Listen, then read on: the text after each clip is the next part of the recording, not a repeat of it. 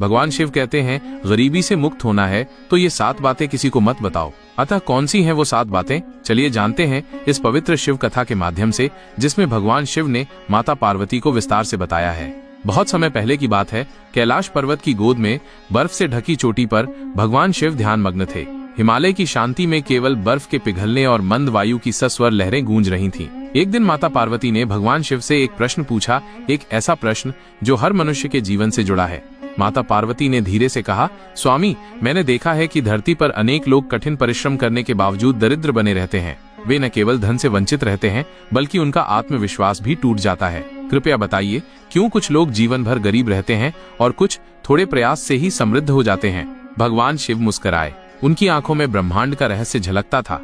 उन्होंने कहा, उमा, दुनिया में गरीबी केवल भाग्य से नहीं आती। कुछ बातें ऐसी होती हैं जिन्हें यदि मनुष्य ने गलत समय पर या गलत व्यक्ति से कह दिया तो वो चाहे जितनी मेहनत कर ले, दरिद्रता उसका पीछा नहीं छोड़ती। आज मैं तुम्हें वो 7 बातें बताता हूँ जो यदि गुप्त रखी जाएं तो व्यक्ति निश्चित ही गरीबी से मुक्त हो सकता है। भगवान शिव ने कहा, उमा, पहला नियम ये है कि कोई भी व्यक्ति अपनी आय, चाहे वो वेतन हो, व्यापार की कमाई हो या किसी स्रोत से प्राप्त धन, कभी किसी को न बताए। जब मनुष्य अपनी कमाई का बखान करता है तो वह ईर्ष्या, जलन और निगाहों का शिकार बनता है। ये निगाहें ही धीरे धीरे उसके भाग्य को नष्ट करने लगती हैं।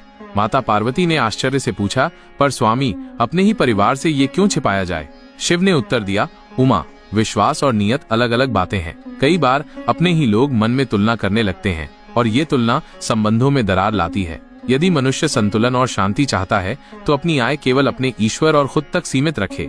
शिव ने कहा, दूसरा रहस्य ये है कि मनुष्य को अपना अगला कदम, योजना, व्यापार, नौकरी में बदलाव या कोई नया प्रयास किसी को नहीं बताना चाहिए। जब विचार गर्भ में हो, उसे जन्म देने से पहले प्रचारित नहीं करना चाहिए। हर विचार एक बीज की तरह होता है। यदि समय से पहले उसे उजागर किया गया तो या तो उसे कुचल दिया जाएगा या किसी और की जमीन में बो दिया जाएगा। माता पार्वती ने सिर हिलाया, सत्य है स्वामी, कई बार लोग विचार चुराकर स्वयं आगे निकल जाते हैं। शिव बोले, और यही दरिद्रता की शुरुआत होती है। विचार को शक्ति दो, परिणाम दिखाओ, शब्द नहीं।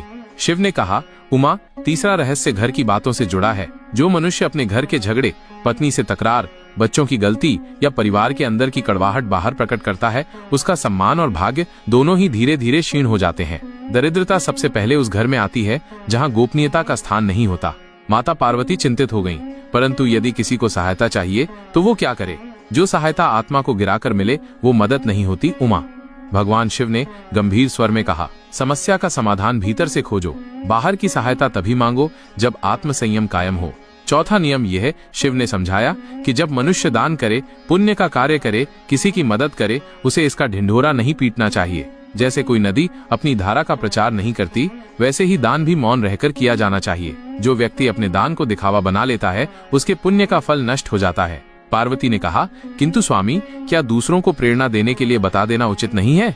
यदि प्रेरणा का भाव हो तो तरीका विनम्र और गोपनीय होना चाहिए। दिखावा आत्म अहंकार को पोषित करता है और ये अहंकार ही दरिद्रता का बीज बन जाता है।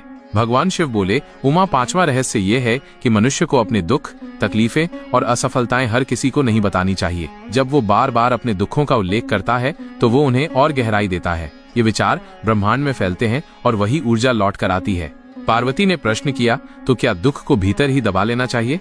नहीं, शिव ने उत्तर दिया, परंतु उसे केवल उसी से कहो जो समाधान दे सकता है, जैसे गुरु, ईश्वर या कोई सच्चा मार्गदर्शक। जो केवल सहानुभूति दे लेकिन मार्ग न दिखाए, उससे बात करने से केवल मानसिक दरिद्रता बढ़ती है। शिव बोले, छठा रहस्य यह है कि अपने भविष्य की चिंता, भय, शंका, इन बातों को हर किसी से साझा मत करो। जब मनुष्य अपनी आशंकाओं का प्रदर्शन करता है तो वो अपनी ही ऊर्जा को कमजोर करता है। ये कमजोरी दूसरों की सोच में भी प्रवेश कर जाती है और वहां से वो भय और ज्यादा फैलता है। माता पार्वती ने पूछा, क्या ये भीतर घुटने जैसा नहीं होगा? नहीं उमा, ये आत्मनियंत्रण है।